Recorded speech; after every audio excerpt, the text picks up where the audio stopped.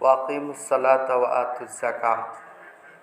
আয়াতের মধ্যে আল্লাহ পাক রব্বুল আলামিন দুইটা বিষয় উল্লেখ করেন। এক নম্বর, ওয়াকিমুস সালাহ, তোমরা নামাজ কায়েম করো। কি করো? নামাজ বলে নাই নামাজ আদায় করো, বলছেন কি নামাজ কায়েম করো। কি বলছেন? নামাজ আদায় করা আর কায়েম করার মধ্যে পার্থক্য আছে না নেই? আদায় করার বিষয় যারা নিছেন তিনারা আল্লাহর কাছে একদিন না একদিন ধরা খাবেন। শুধু আদায় করার বিষয় নিছেন। আল্লাহ পাক যেভাবে কোরআনে দিছেন আমরা সেভাবে নিতে হবে। কি বলেন কথা ঠিক কি না? কায়েম করা, কায়েম করা। আপনি যদি 100 বছর মসজিদে এসে নামাজ পড়েন, নামাজ কায়েম করতে পারবেন? সম্ভব? নামাজ কায়েম করার জন্য কি করতে হবে? একটা প্রভাব লাগবে, একটা পাওয়ার লাগবে। এই পাওয়ারটা কোত্থেকে আসবে?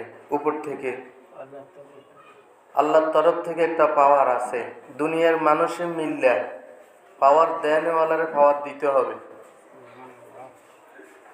হুজুররা আন্দোলন করলো, আমি নামাজ সংসদে কায়েম করতে চাই, সংসদে নামাজ কায়েম করতে চাই। আরেক দল লাগে গেছে, হুজুরকে এটা কায়েম করতে দিব না।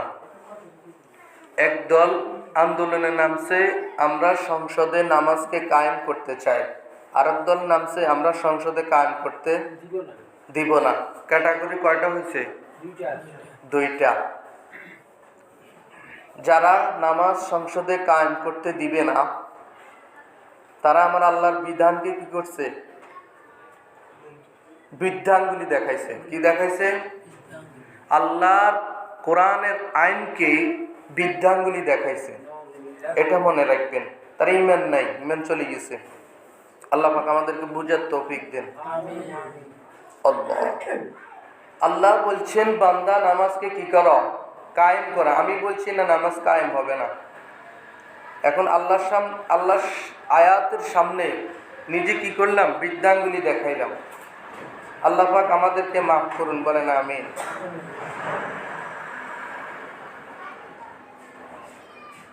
আমি শুধু আদায় করলে হবে না, এটা আমার রাষ্ট্রীয়ভাবে আইন করতে হবে।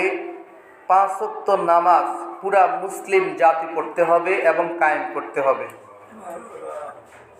আমি একা পড়লে মনে করছি জান্নাতে চলে যাব। আমি যদি 100 বছর সেজদা করি, নামাজ কায়েমের কথা না বলি, জান্নাতে যাওয়া সহজ। আল্লাহ বলবে আমার অন্য বান্দাগুলো কি অপরাধ করছে, তুই সব কিছু জানস, তুই বললি না কেন? সংসদে গিয়ে বললি না কেন? সংসদে যাওয়ার চেষ্টা করলি না কেন? জবাব আছে না নাই? ওই মুহূর্তে আমার জবাব থাকবে না, ওই মুহূর্তে আমার বলার কথা থাকবে না।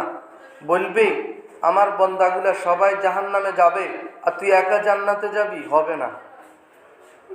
দূর হ আমার সামনে থেকে।